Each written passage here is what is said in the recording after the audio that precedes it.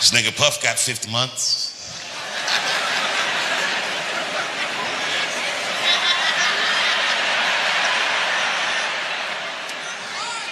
I don't like talking about this, but I'm gonna do it.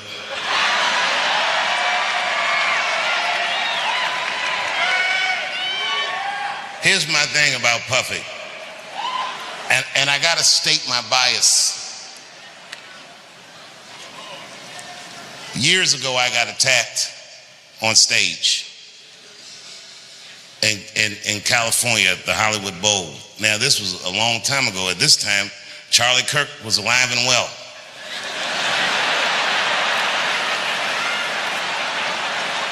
Well, this is another reason it's hard to talk in America, because, you know, if you talk for a living and see Charlie Kirk get murdered that way, I'm gonna be honest, nigga, I was shook.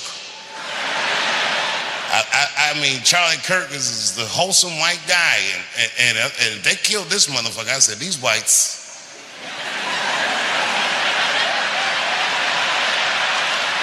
We've never seen them like this. They're playing for keeps. And then remember the next day in the news, when all the information was still shoddy, they came out, they were like, apparently there were transgender messages inscribed on the bullets. I was at home like, oh no! I'm dead as fried chicken.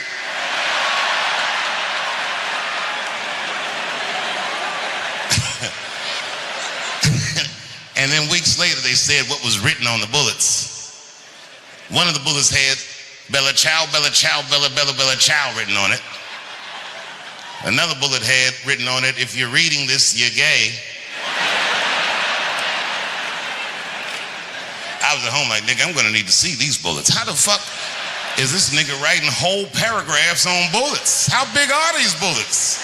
What is this nigga, a watchmaker? He can inscribe all this shit on a bullet? I'm not making light of Charlie Kirk dying, but I'm not sure what it means. And I'm not sure I believe what they say it means. I'll tell you what I don't believe. And the whites were quick to say this. They said, Charlie Kirk is this generation's Martin Luther King. No, he's not. Yeah, that's a reach. You know, they both got murdered in a terrible fashion. They both got shot in the neck, but that's about where those similarities end. Because Charlie Kirk is a motherfucking internet personality. No, by design. Fundamentally, he can't function like Dr. King. Internet niggas are negative because they have to be. Because nobody will engage them unless they say shit that makes them upset. That's Charlie Kirk. Could you imagine Dr. King was behaving like Charlie Kirk? Smash that like button and subscribe. Follow me for more content like this. I believe all black people should be free. Change my mind.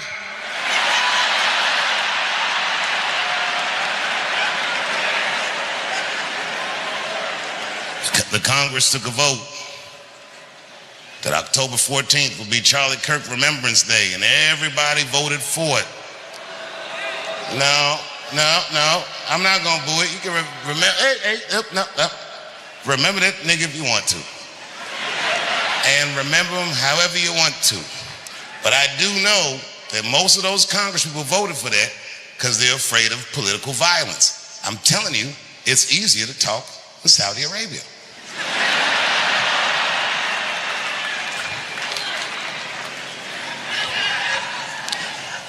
I was on stage not long ago in the States and niggas got mad because I said, well, you know, maybe Puff will get off. And I said, I hope so. And the crowd was like, boo. Oh, okay, look, it's not that I think Puff is right, but when I got attacked in LA at the Hollywood Bowl, people forget Puff was the guy that tackled my attacker. He saved my life. It's a hard nigga to be mad at after that. I had security that night, but you know what I mean? Them niggas they just wasn't ready. Them niggas had some slippery shoes on or something. They ran out. All them niggas slipped and fell. And Puffy got my attacker and tackled him. And then years later, when I heard about that baby oil, I was like, what did those niggas slip on?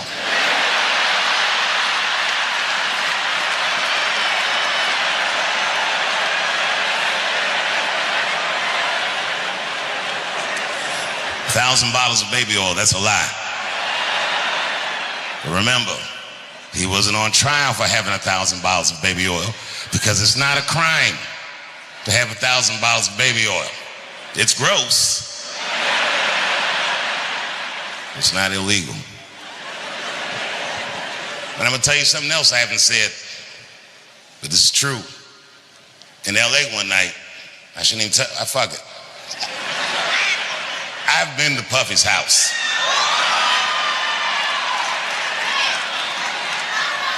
No, I didn't see none of the stuff they said in that trial.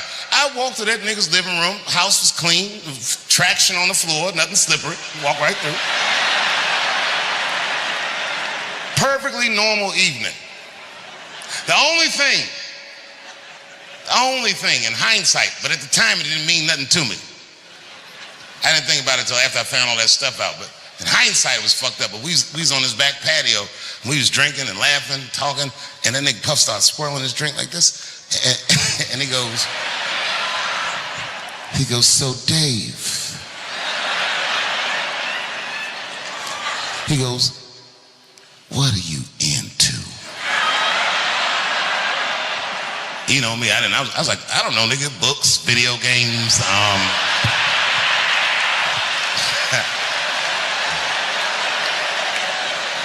I didn't know that was my big chance to fuck Cassie.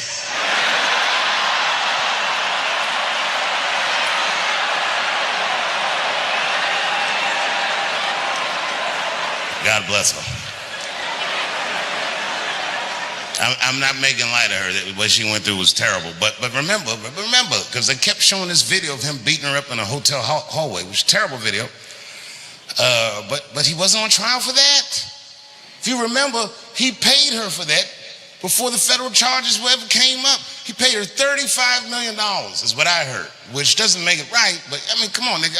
I do know niggas that have fought Floyd Mayweather for less money than that. And them niggas had to fight for 36 minutes.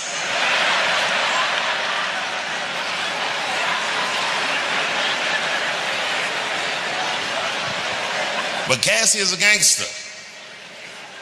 She did something that I wouldn't wish on my worst enemy. She had to testify about her sex life. Boy, that's tough. God save us all from that. Anything you say about sex publicly is going to sound bad. Even if you're talking about fucking your wife face to face. If the judge is like, tell me about when did you fuck your wife face to face? Yes, Your Honor, I did. But could you describe the account? Well, yes, I looked at her in her cold, bored eyes, and then I pulled those big panties aside, and it's like a bush that just screams, I don't give a fuck, and I just, you know what I mean? Just power through it, you know what I mean?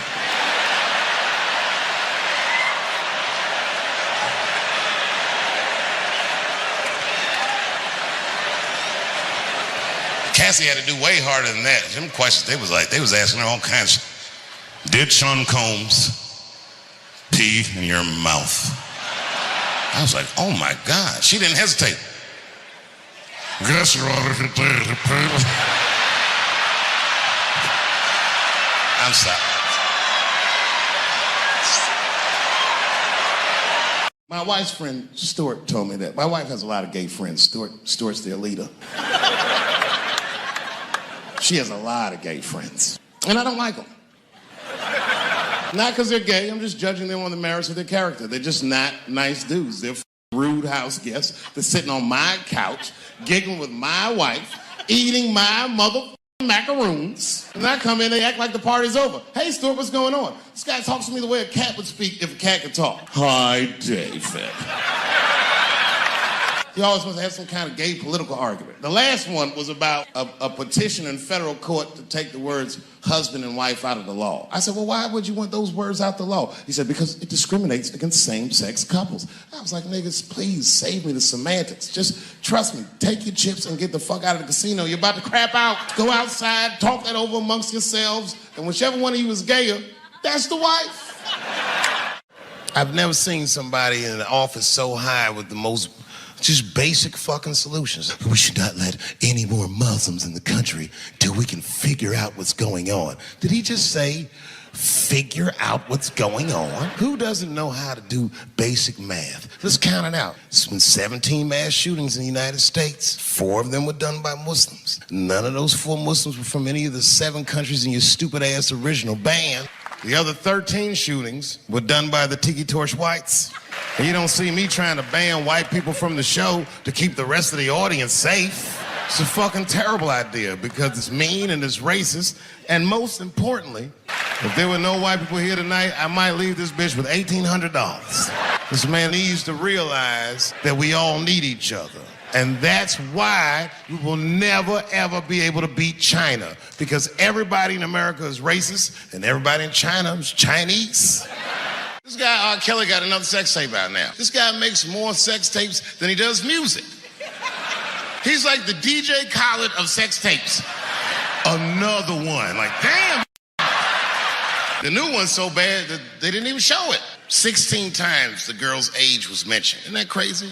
This motherfucker is an idiot. He was fucking her like, yeah, this is the best 14-year-old pussy I've ever had in my life. And she was like, you like this 14-year-old pussy? He's like, oh yeah, I love this 14. I'm like, man, you need to shut the fuck up. You gotta give your lawyer something to work with. You're supposed to be on the tape like, this is the best 36-year-old pussy I've ever had in my life. And then your lawyer gonna be like, Your Honor, clearly my client thought that this woman was 36. As he mentioned some 16 times in the tape. They gonna know you lying though, you know what I mean? Everybody knows no such thing as good 36-year-old pussy. It is wild, bro. Where you from, man? Where you from? New York. You from, what, Manhattan? Brooklyn. You are from Brooklyn, aren't you? You look like you can rob somebody with a hammer.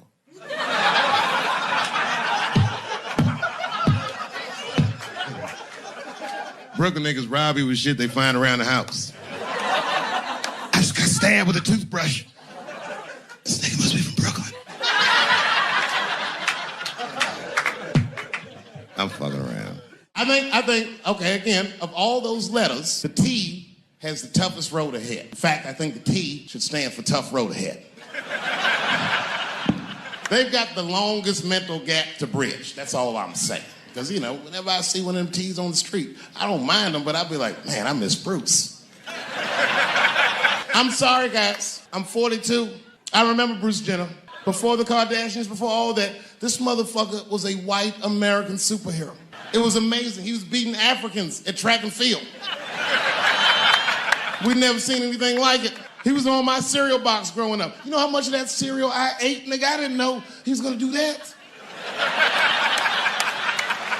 I knew before you guys knew. I heard things on the street in Hollywood. You know, you just be out, see people. Hey, what's up, Kanye? Why the long face? Nigga, you'll see. I got 2 mother-in-laws now. There was a big dance coming up in the middle school. I was 12 years old. I said, Dad, can I go to the dance? He said, of course you can go to the dance. I want you to get out and meet some more kids. I said, great. It costs $3 to get in. And my dad said, ooh, sorry, son, I don't have it. I was like, what the fuck? You don't have $3? Well, then how are we alive, Dad? Dad said, if you want to go to the dance bad enough, I'll tell you what, if there's some money in the change jar, get the money from there. I was 12 years old. That's what I did. I showed up to the dance early. There's a long line of kids waiting behind me while I'm at the door trying to count out 300 pennies to get inside. I will never forget this shit as long as I fucking live. Oh, man, you know, if you've been poor, you know what that feels like. You were shamed all the time. Feels like it's your fault. And all them kids was laughing, ha, ha, ha. Look how poor Dave Chappelle is. Like, when I think back at it, that's really the only time in my life that I ever thought to myself, I should kill everybody at school.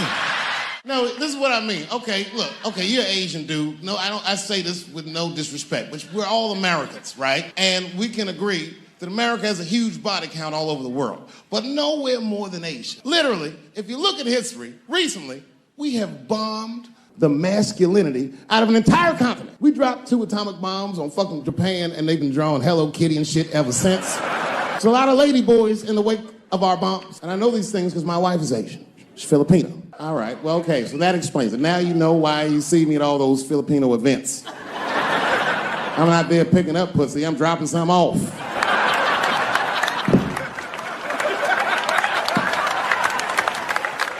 I take my wife to all that shit. I took my wife to see Pacquiao fight Mayweather. We sat ringside, okay? That was a quiet car ride home. That's what that was. That's my problem. I can't handle pressure. Sometimes pressure make me talk different. I'm serious. You ever have like that social pressure? You ever talk to somebody who's fake and they make you fake? Like, that kind of deal, like, hey, how you doing? You're like, fine, how are you? And you're like,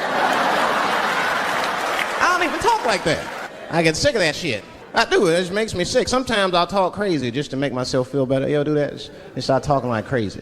Like, you ever hear this voice? Man. That's how bad guys used to talk in the 40s. In the old days. See, I talk like that. Not all the time, but if somebody put the pressure on me, fuck it, I gotta cut loose. If the police pull me over, I'll talk crazy. Son, do you know why we pulled you over? Nah, because I'm black, see, that's right. Nah. It's not illegal to talk like that. How do they know I don't talk like that every day? Stop talking like that. Stop talking like white copper. Nah. I see my age in my children. I came home from the road. This is not long ago. I've been gone for, if you can picture, I was gone for weeks and weeks.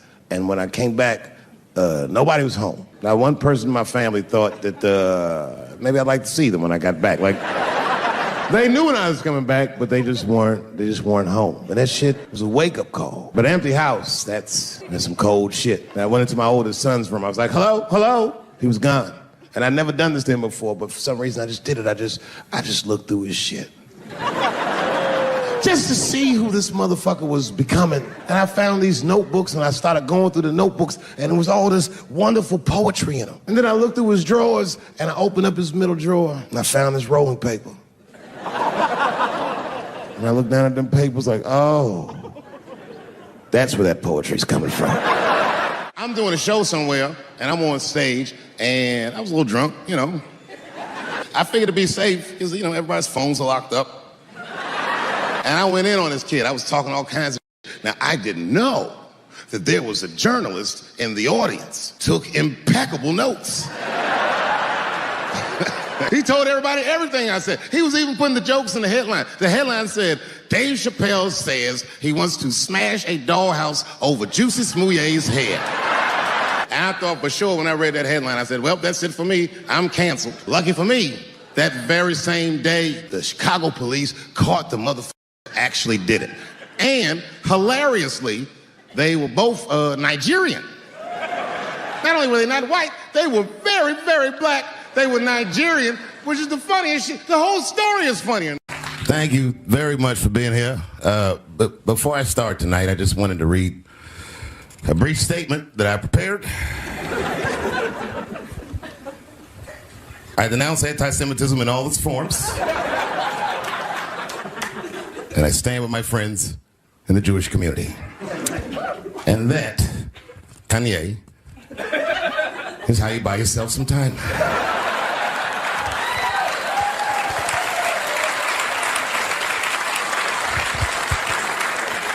I gotta tell you guys, I've probably been doing this 35 years now. And early in my career, I learned that there are two words in the English language that you should never say together in sequence. And those words are the and Jews. I've never heard someone do good after they said that.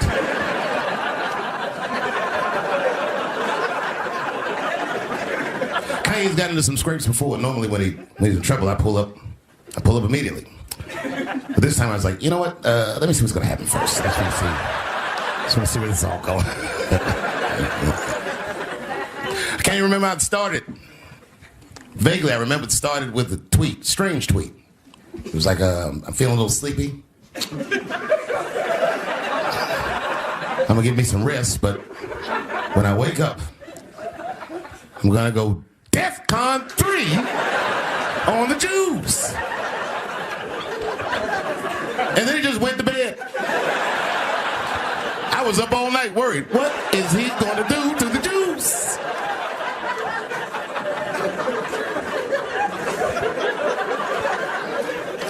I grew up around Jewish people. I have a lot of Jewish friends, so I'm not freaked out by your culture. I know a little bit about it just from hanging around. Be like, yo, let's go out at school tomorrow. They'd be like, we can't go out. It's Shana tomorrow. I'm like, where? What is Shana? I had so many questions. Why do some of your people dress like Run DMC?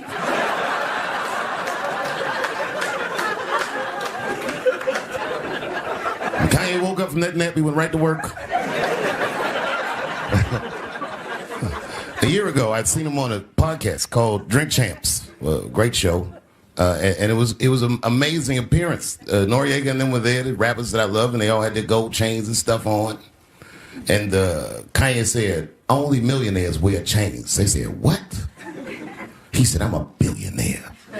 Billionaires don't wear their money on their body. I tucked my chain and I said, oh, snap. That's right. It was a good appearance. It was fun and funny. But when he woke up, he went on Drink Champs again. This time, he was on one. He was mad about something. He said, I can say anti-Semitic things, and Adidas can't drop me. Now what? Adidas dropped that nigga immediately. Ironically, Adidas was founded by Nazis, and they were offended. I guess the student surpassed the teacher.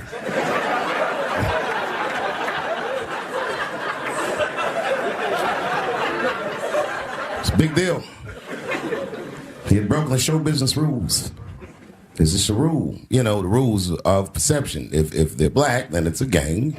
If they're Italian, it's a mob. But if they're Jewish, it's a coincidence, and you should never speak about it.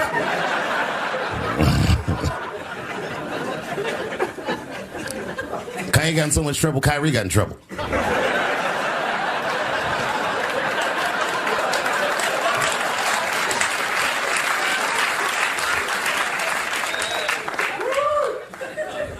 Kyrie Irving posted a link to a movie that he had seen on Amazon. No caption on the post or nothing like that. But apparently this movie had some, I don't know, anti-Semitic tropes or something. It was some weird title like From Hebrew to Negro or something. And the NBA told me he should apologize, and he was slow to apologize. And then the list of demands to get back in their good graces got longer and longer, and this is where, you know, I draw the line. I know the Jewish people have been through terrible things all over the world, but you can't blame that on black Americans. You just can't. You know what I mean? Thanks for the one person that said me. A fair punishment would be he should just post a link to Schindler's List and y'all write your own captions. Kyrie Irving's black ass was nowhere near the Holocaust. In fact, he's not even certain it existed.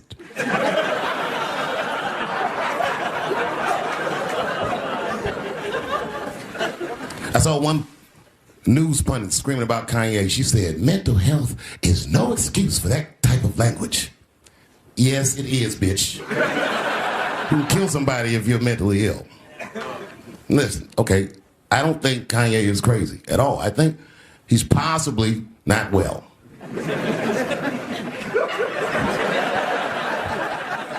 Well, I've been to Hollywood. I don't want y'all to get mad at me. I'm just telling you, I've been to Hollywood. This was just what I saw.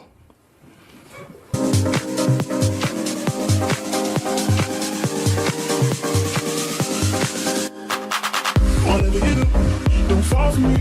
Don't put your trust in me. Don't even lie for me. I want you, honey. I don't get it. It's a lot of juice. Like a lot. But that didn't mean anything. You know what I mean? There's a lot of black people in Ferguson, Missouri. Doesn't mean we run the place.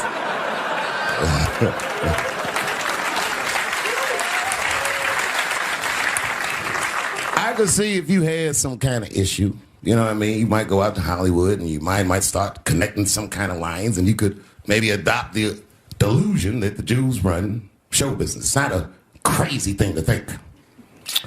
But it's a crazy thing to say out loud in a climate like this.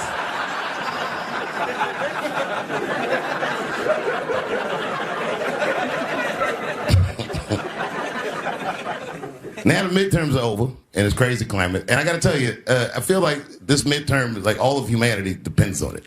And it's an ominous sign. The most ominous sign of the midterms, I believe, would be Herschel Walker, who I don't want to speak badly of because he's black. But I have to admit, he's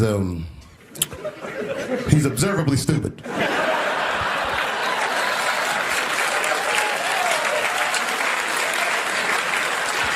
Even when he's not talking, his mouth be open a little bit like. He's the kind of guy that looks like he thinks before he makes a move on tic-tac-toe.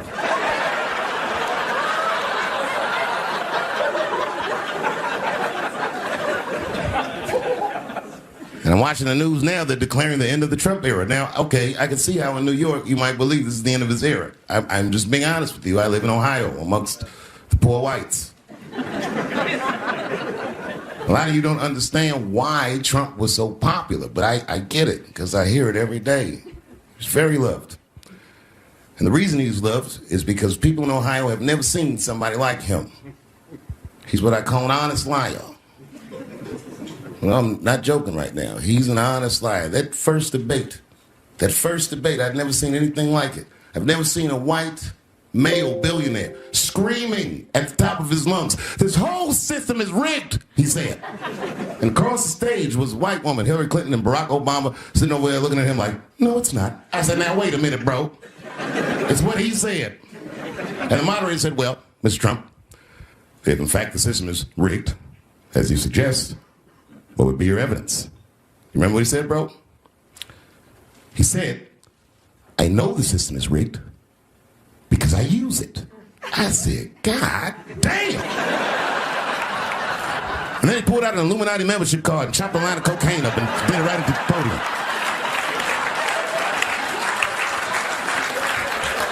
No one had ever heard someone say something that true. And then Hillary Clinton tried to punch him in the taxes. She said, "This man doesn't pay his taxes." He shot right back. "That makes me smart." I came here tonight because this body of work that I've done on Netflix, I'm going to complete. All the questions you might have had about all these jokes I've said in the last few years, I hope to answer tonight. And I'd like to start by addressing the LGBTQ community directly.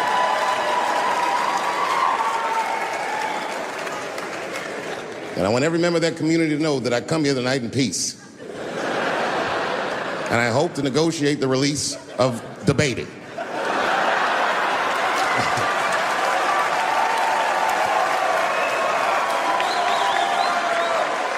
Sad, sad, sad story. The baby was the #1 streaming artist until about a couple weeks ago. He took a nasty spill on stage and said some wild stuff about the LGBTQ community during a concert in Florida. Now, you know I go hard in the paint, but even I saw that shit and was like, "God damn, the baby." Ooh, he pushed the button, didn't he? He pushed the button, punched the LGBTQ community right in the AIDS. Can't do that. Can't do that. But I do believe, and I'll make this point later, that the kid made a very egregious mistake. I will acknowledge that. But, you know, a lot of the LGBTQ community doesn't know the baby's history. He's a wild guy. He once shot a nigga and killed him in Walmart. Oh, this is true. Google it. The baby shot and killed a nigga in Walmart in North Carolina. Nothing bad happened to his career. Do you see where I'm going with this? In our country, you can shoot and kill a nigga, but you better not hurt a gay person's feelings. And this is precisely the disparity that I wish to discuss. I have a question for the audience. And this is a real question. I'm not joking around. Is it possible that a gay person can be racist? Do you really think so? Of course it's possible. Look at Mike Pence.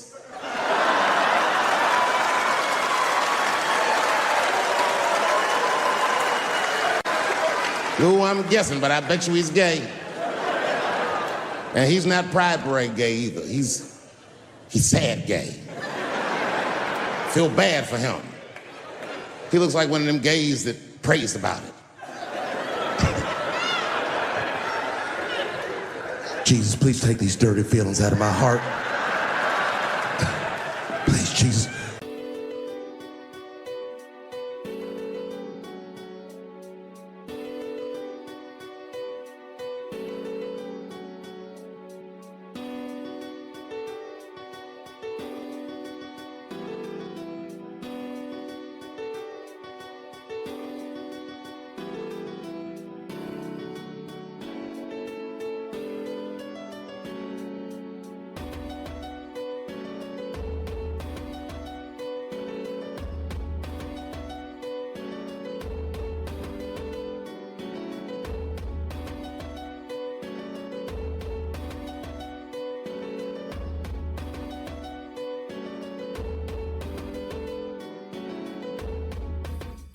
Make these buttholes ugly to me. I want to keep on tasting these dicks.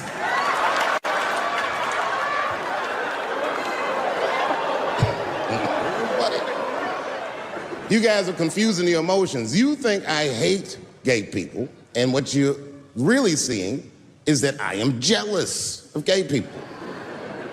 Oh, I'm jealous. I'm not the only black person that feels this way. We blacks, we look at the gay community and we go, God damn it, look how well that movement is going. Look how well you are doing. And we've been trapped in this predicament for hundreds of years. How the fuck are you making that kind of progress? I can't help but feel like if slaves had baby oil and booty shorts, we might have been free 100 years sooner, you know what I mean? If Martin Luther King was like, I want everybody to get up on them floats, get your bodies good and shiny.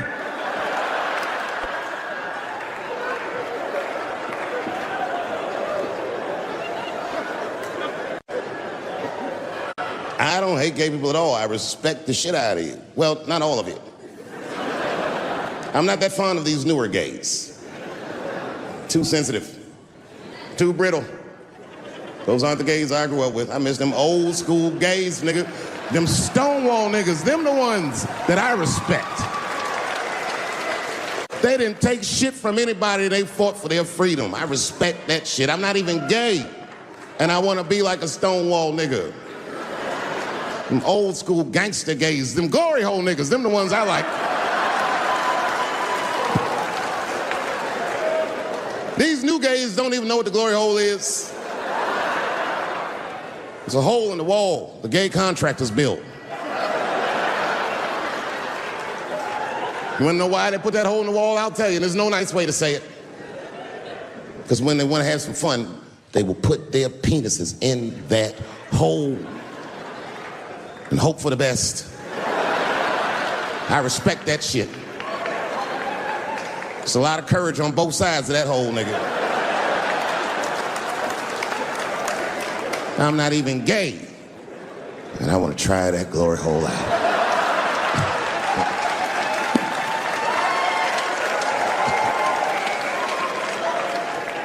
What if Martin Luther King had to integrate the glory hole? I don't care if it's black lips back there or white lips back there. A mouth is a mouth. A warm, wet mouth. I'm going all the way. I got in a fight, almost got in a fight. It's complicated. I was in a bar in Austin with my wife, and it was during COVID, and a woman came to our table, and she was maskless. And this bitch came over, no mask, all H words. Hi, how are you? Droplets was coming out of this bitch's face. We all covered our drinks. Oh, bitch, what are you doing?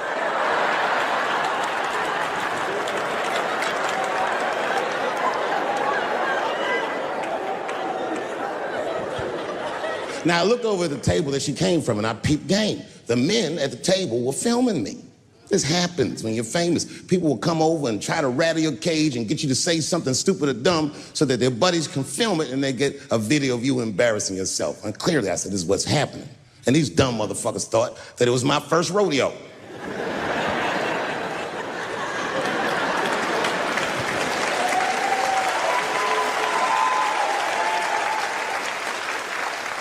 Sadly, it worked.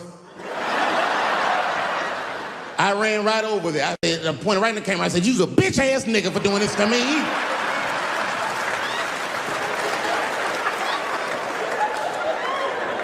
And the dude was shocked that I said it. He said, "Oh." And when he did like this, I seen all his fingernails was painted, and I realized, like, uh-oh.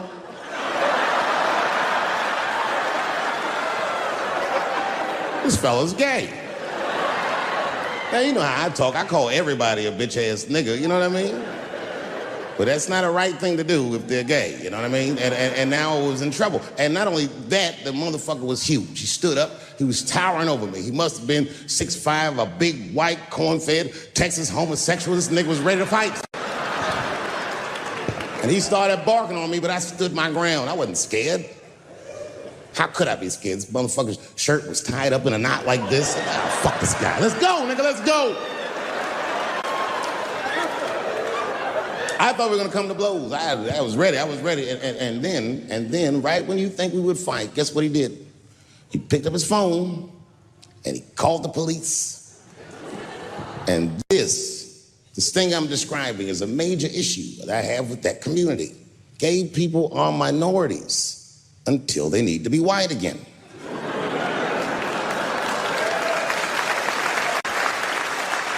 I'm being very brutally honest so we can solve this problem. I'm telling you right now, a black gay person would have never done that to me.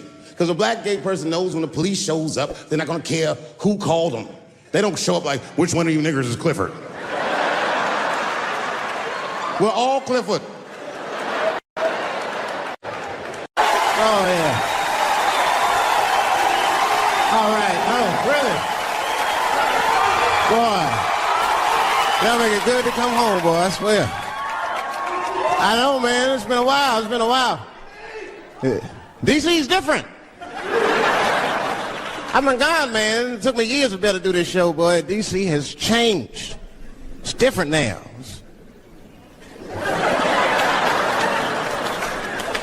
There's a lot of white people walking around, isn't there?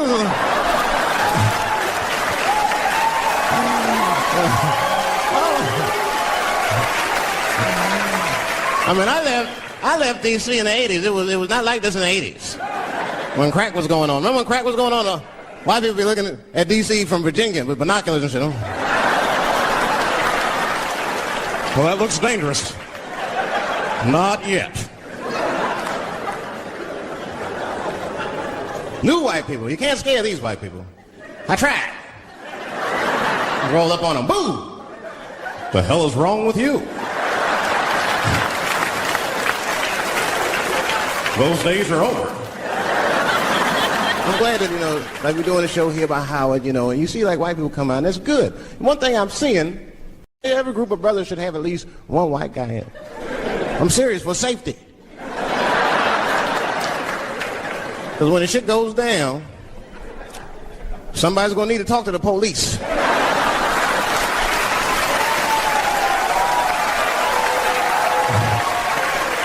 I mean, that's when that white friend comes in handy. Uh-oh, Ernie, you want to get this one? Come on now, do something. So black people are very afraid of the police. That is a big part of our culture. No matter how rich you are, how old you are, we're just afraid of them. We got every reason to be afraid of them. You know what I mean? Like, you're a white lady. You ever been pulled over before? Now what they say, let me see your driver's license and your registration, right? See, I'm just guessing. That's not what they say to us. You wouldn't believe what they say to us. Spread your cheeks and lift your sack. Like, what the fuck? Excuse me?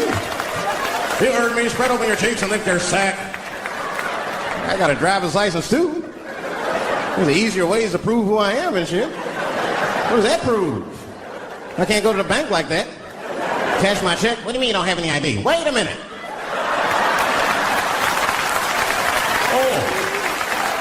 Oh, I'm sorry, Mrs. Chappelle. Right this way. Why didn't you spread your cheeks in the beginning? Scared of them. I'm serious, man. You ever be at a red light, the police might pull up next to you. It won't be no big deal for you, but I'll fucking fall apart. Oh, nigga.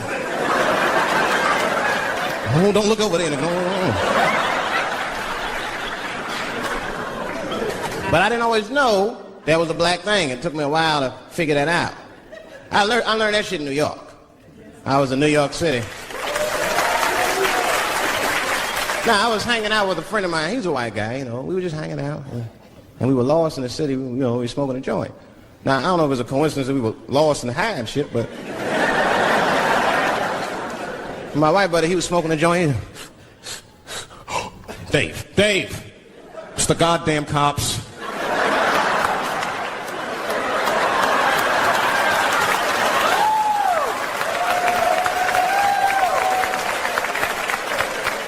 I'm gonna ask him for directions. I said, Chip, no! Chip, don't do it! It was too late. He was walking over there. This man was high as shit. Excuse me, sir. Touching him and shit. Excuse me. Need some information. Start confessing things you shouldn't confess. I'm a little high. All I want to know, which way is 3rd Street? The cop was like, hey, take it easy. You're on 3rd Street. You better be careful. Go ahead, move it. Move it. And that's all that happened. That's the end of the story. Now, I know that's not amazing to some of you, but you ask one of these black fellas, that shit is fucking incredible, isn't it? I'm saying a black man would never dream of talking to the police high. That's a waste of weed.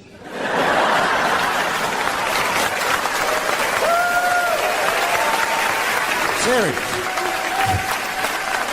I mean, I'd be scared to talk to the police when I'm sleepy. They fuck around and get the wrong idea and shit.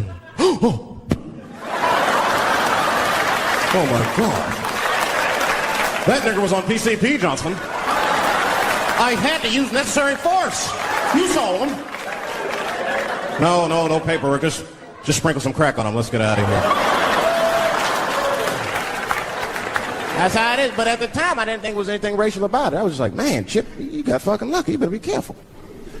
But then another time, me and Chip are driving. Now, I'm not driving. Chip is driving, and he's driving a little crazy. He's been drinking.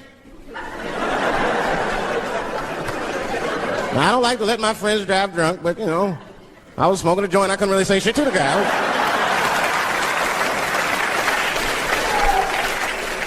And we get at a red light. We stop at a red light. And a car pulls up next to us. And I'll never forget it. Chippy looks at me, he's all drunk, and she's like, Dave,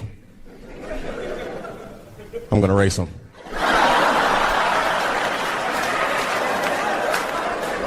I knew it was a bad idea, but I was high. I tried to explain to him it was a bad idea, but all that came out was, well, nigga, sometimes you got to race. I don't know.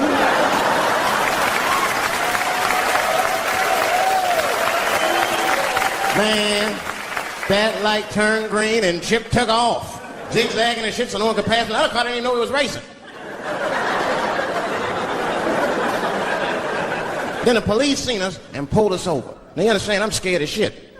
I mean, come on, the car smells like weed. I've been speeding. This man is fucking drunk. I was scared. Chip was not scared at all. It was weird. He didn't even turn his radio down. Isn't that weird a little bit? I mean, if you get pulled over, wouldn't you turn your radio down?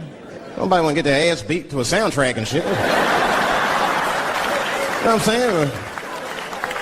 Chip had the music blasting. We're not gonna take it.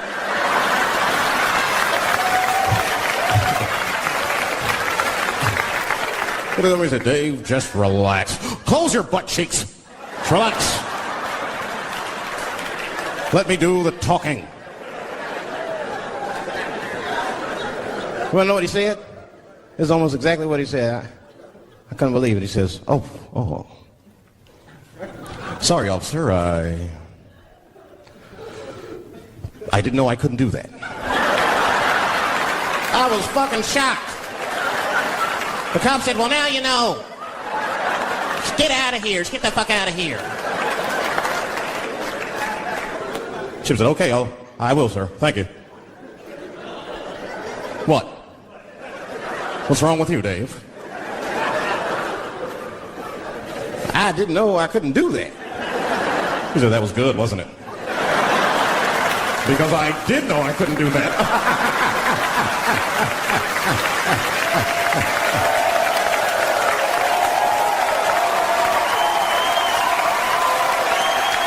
I was shocked.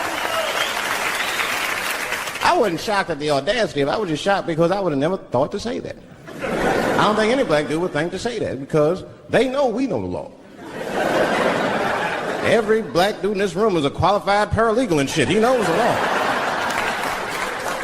And if one of us even start to do something wrong, an old black man will pop out of nowhere. Nigga, don't do that. That's 5 to 10. Watch out. So we know the laws and the penalties. Guy Chip didn't even know he couldn't race. I'm not saying I don't like police. I'm not saying that. I'm saying I'm just scared of them. Nothing wrong with that. Sometimes we want to call them too. Somebody broke into my house once. It's a good time to call them, but I don't. The house is too nice. It ain't a real nice house, but they never believe I lived in it. Oh, he's still here. Oh my God. Open and shut case, Johnson. I saw this once before when I was a rookie. Apparently this nigger broke in and hung up pictures of his family everywhere. Well, let's sprinkle some crack on him and get out of here. Oh, you know, that's that whole brutality thing. See, that's common knowledge now. There was a time when only minorities really knew about that. I'm not going to say white people didn't believe us, but you were a little skeptical. You were a little skeptical. I mean, I don't blame you. And then Newsweek printed it, he knew it was true. And then the Newsweek wife was like, oh my God.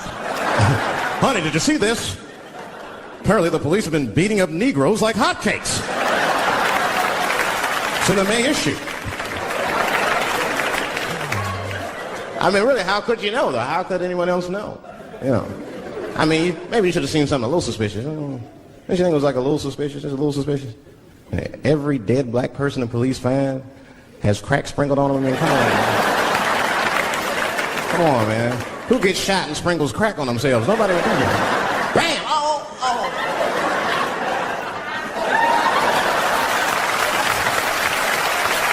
I don't want to leave no mysteries.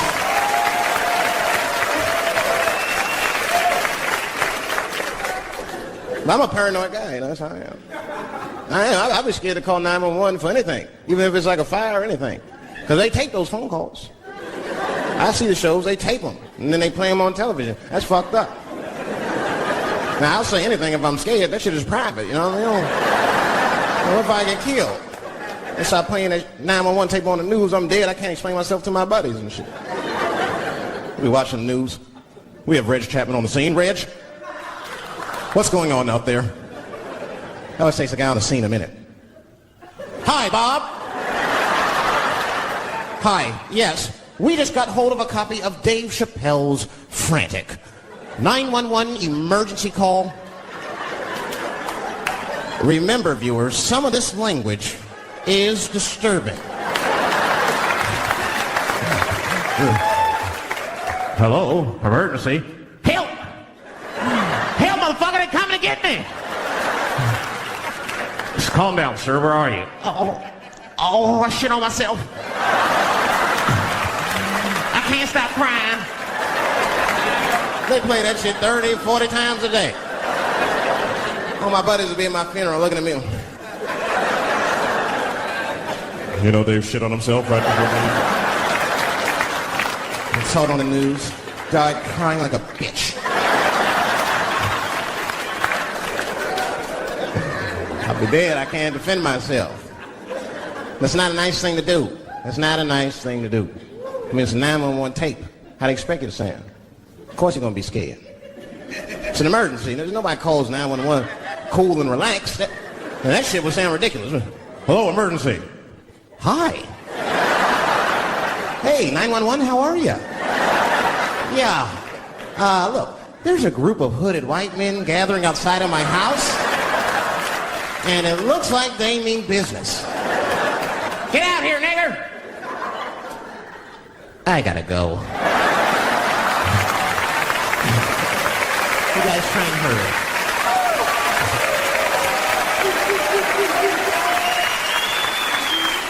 Too much pressure. That's my problem. I can't handle pressure. Sometimes pressure make me talk different. I'm serious. You ever have like that social pressure? You ever talk to somebody who's fake and they make you fake? Like, they come and be like, hey, how you doing? You're like, fine, how are you? And you're like, I don't even talk like that.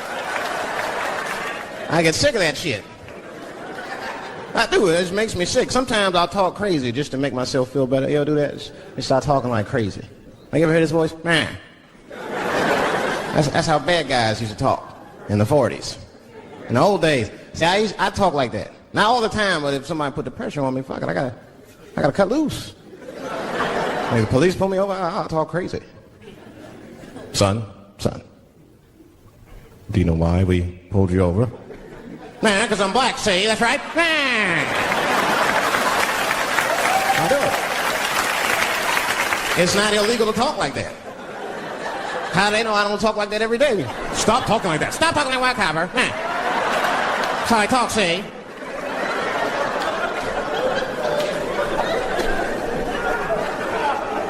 You gotta make life interesting like that, because the shit is flimsy.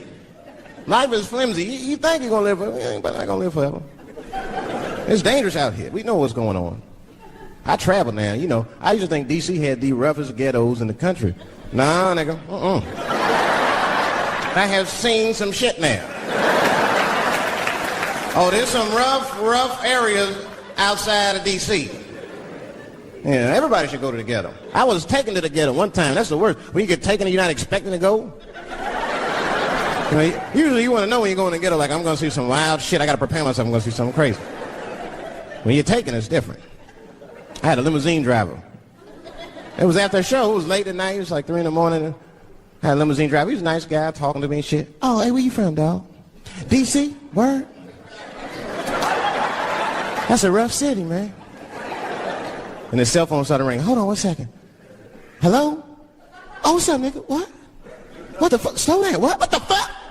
No! No! No! Fuck that, nigga. Fuck it. I'm on my way.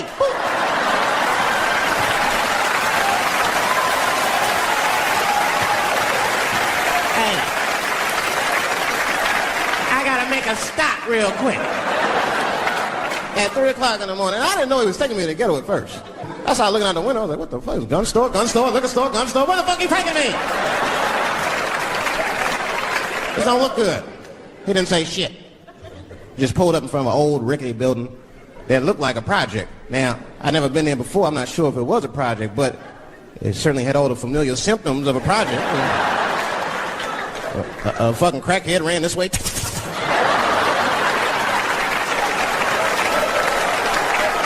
And then another one jumped out of a tree and shit. And I said, I'll be right back. And left me. Took the keys with me, just left me. At 3 o'clock in the morning, in front of a project, in a fucking limousine. This was not good. I was like, man, I gotta look around and see if I can see some landmarks and figure out where I'm at. Might have to escape on foot. Now, this is when I knew I was in a bad neighborhood. You only see this in the worst neighborhoods. Remember, it's 3 o'clock in the morning. It's 3 o'clock in the morning. I look out the window. It was a fucking baby standing on a corner. Look at this.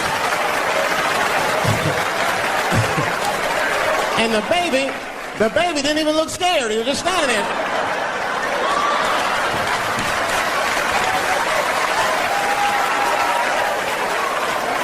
I mean, it made me sad. It made me sad, really good. You know, because I wanted to help the baby. I was like, I don't trust you either. I'm sorry. Click. Click. The old baby on the corner trick, eh? I'm not gonna fall for that shit. Where's this limousine driver? You know, I start feeling bad. As time goes by, I start feeling worse. Like, man, what is wrong with me? What the hell's wrong? I'm scared of a baby. And this baby could be in trouble. He might need my help. I got to do something. But I wasn't going to get out the car. I'm serious, man. I just cracked the window a little bit. There's an old limousine. I can roll it down.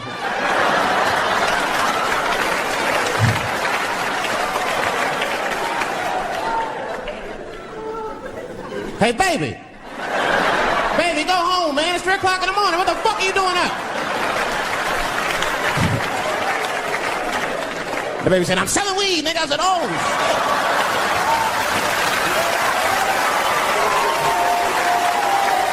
I wasn't expecting that. I'm serious, I had to buy 2 bags from the coma. Let me get 2 cones. Got back in the car and rolled me a joint, man. That shit was scary, man. Every once in a while, like a crackhead would come up to the car and look in the window. It was like Jurassic Park and shit. He'd be looking on the car.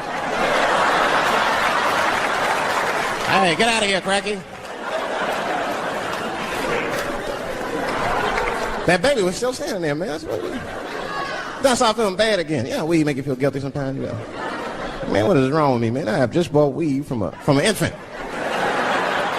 I can't condone this kind of behavior. What am I thinking? I can't let the fear ruin my morals.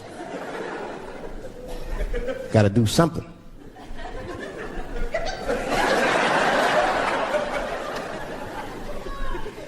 Hey, baby. Stop selling weed, all right? You got your whole life ahead of you. He said, fuck you, nigga, I got kids to feed. I said, God damn.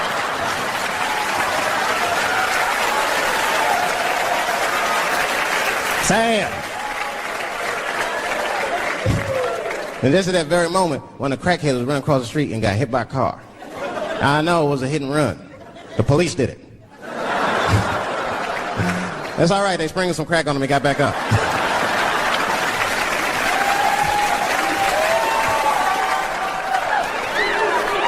Yeah, I be seeing that kind of shit, man. It's what it is. They use the TV to program us from a young age. You ever watch like a cartoon that you used to watch when you were little as an adult? That shit is wild shit. Some wild shit. I mean, like I was with my nephew. We sitting there, we watching Pepe Le Pew. And I say to my nephew, I said, now pay attention to this guy because he's funny. I used to watch him when I was little. And we watched Pepe Le Pew, and I'm old now. I'm looking like, good God, what kind of fucking rapist is this guy? Like, take it easy, Pepe. My nephew was sitting there cracking up. See, sometimes you gotta take the pussy like Pepe. Like, no.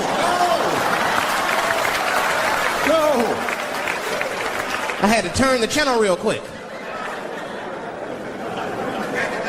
I turned on Sesame Street. I said, oh, Sesame Street. This is much better because now he'll learn how to count and spell. But now I'm watching it as an adult and I realize Sesame Street teaches kids other things. It teaches kids how to judge people and label people. That's right. They got a character on there named Oscar. They treat this guy like shit the entire show. They judge him right in his face. Oscar, you are so mean. Isn't he, kids? Yeah, Oscar. You're a grouch. It's like, bitch, I live in a fucking trash can. I'm the poorest motherfucker on Sesame Street. Nobody's helping me. Then you wonder why your kids grow up and step over homeless people. Get it together, grouch. Get a job, grouch. So don't even tell me how to get to Sesame Street. That is a terrible place. I wouldn't go there if I knew the way. Who would want to live in a neighborhood like that? Fucking 6-foot pigeons walking around. And an elephant that's a junkie. Hi, bird. Yeah, that's right, Snuffy. Hi, bird, I'm sick. I need some smack, bird. And Cookie Monster with his eyes popping out his head. Cookie, cookie, cookie. Like, ugh. What kind of cookies are you talking about? Chocolate chips don't do that to people. And then they had the nerve to put a pimp on there. They didn't come out and say he's a pimp, but I know a pimp when I see one. They called him the Count. Had a cape and everything. You just see him pimping. Bitch, where is my money?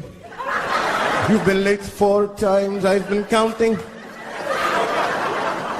How many times must I smack you before you act right? 1, 2 smacks.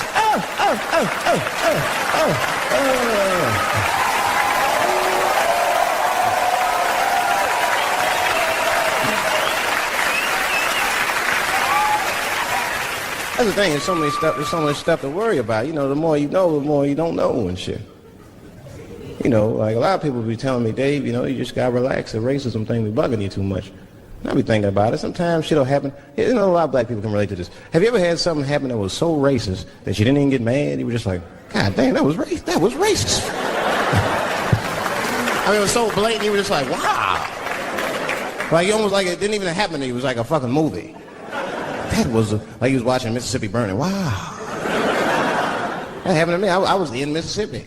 I was in Mississippi doing a show, and I go to the restaurant to order some food, and I say to the guy, I say, I would like to have, and before I even finish my sentence, he says, the chicken. What the fuck? I could not believe it. Could not believe that shit. This man was absolutely right. I said, how did he know that I was going to get some chicken? I asked him, I said, how you know that? How did you know I was going to get some chicken? He looked at me like I was crazy. Come on, buddy. Come on, buddy. Now, everybody knew as soon as you walked through the goddamn door, you're going to get some chicken. There's no secret down here that blacks and chickens are quite fond of one another. And then I finally understood what he was saying, and I got upset. I wasn't even mad. I was just upset. I wasn't ready to hear that shit. All these years, I thought I liked chicken because it was delicious. Turns out I'm genetically predisposed to liking chicken. So that's why. I got no say in the matter. I got ruined chicken for me. I'm scared to eat it in public. I want somebody to see me and say something. You know what I mean? Like you be eating some chicken.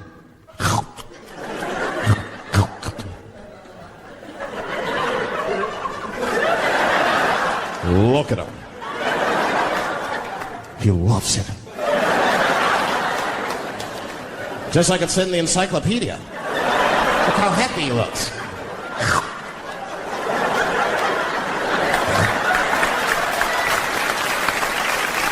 Sometimes this world be too much to deal with.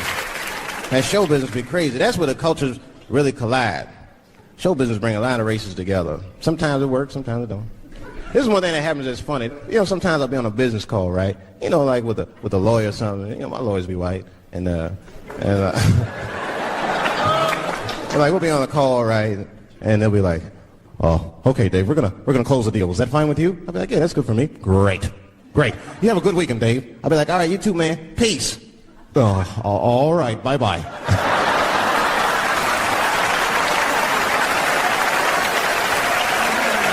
I don't know what to say, right? So sometimes I'll make up shit that's not even slang, just to see how they handle it and shit. It'll be the same business go, all right, we're going to close the deal. Is that fine with you, Dave? Yeah, sounds good to me. Great. You have a good weekend, Dave. All right, buddy. Zip it up and zip it out. Oh. All right. Zippity-doo-dah. Bye-bye.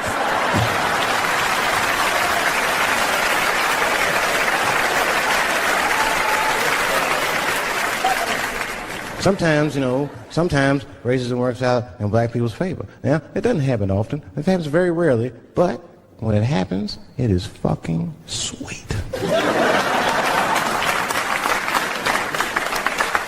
I'm serious. Just one time racism saved my life, man. I was on a plane. I was coming from overseas. And I don't know how this guy got a machine gun on the plane, but he stood up, man. He said, everybody, get on the fucking ground. Nobody look at my face. I started freaking out. Because he was Chinese. I was like, why is he talking like that? He was screaming and crying. I was the only brother on the plane. Well, I thought I was the only brother. I looked over. There was one other black dude. He was from Nigeria.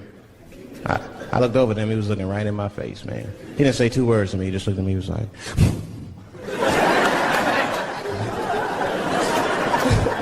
He didn't need to talk. I knew just what he was talking about. I looked right back at him. I was like... Some white dudes on the front of the plane seen us. They were like, oh, my God. I think those black guys are going to try to save us.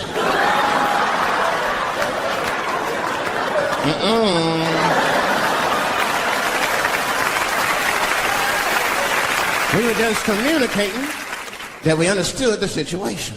We were both seeing the same thing. What we understood was simple. Terrorists don't take black hostages. That's the truth. I have yet to see one of us on the news reading the hostage letter. They is treating us good. We all chilling and shit. I'd like to give a shout out to Ray Ray and Big Steve in Central Newport.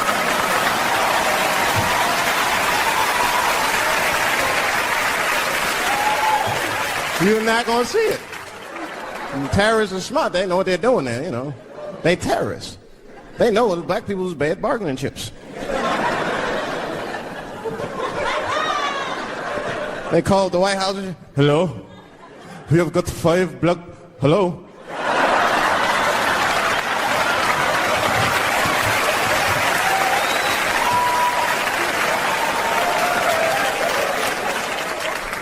You be back in D.C. You know, I'm just thinking, man, this is an election year. I'm gonna ask you, you're a white guy, do you know who you're voting for yet? Don't know, do you? Now you see that? You see what just happened here? Let me tell you something. That is a cultural thing. He knows who he's gonna vote for. He's just not gonna tell me. See? I've noticed that. That is a cultural thing. White people do not like to talk about their political affiliations.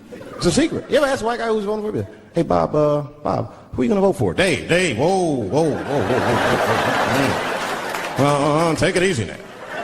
Take it easy. So anyway, I was fucking my wife in her ass, right? And I mean, it was something else. Yeah, but who are you voting for? Dave, come on with the voting. I'm trying to tell you about fucking my wife here. Asking me all these personal questions. They don't like to divulge that information because it matters to them. Black people talk about that shit. Black people will openly talk about politics. Black people will openly talk about beating up politicians and shit. If I see George Bush, I'll kick his motherfucking ass for cutting my Medicaid.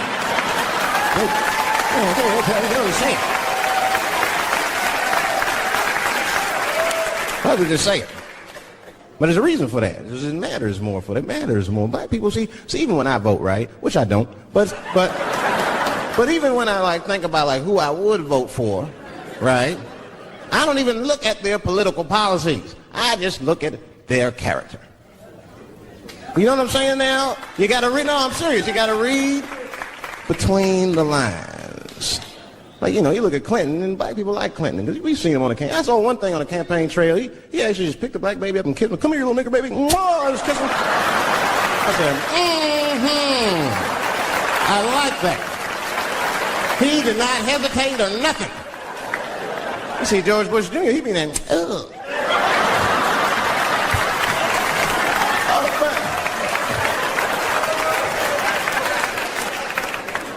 See, I'd never vote for George Bush Jr., but I don't know George Bush Jr.'s politics. The only thing I know about George Bush Jr. is that guy sniffed cocaine. That's right. Now listen, we cannot have that shit in the White House. That might be fine for a mayor, but goddamn it, not in the White House. Not in the White House. You know what I'm saying? The stakes are too high in the White House. Can't have no cokehead president. He be selling nuclear secrets for $20, $30 and shit. He'll be in meetings embarrassing America. Come on, sign the treaty, baby. I suck your dick. What the? Mr.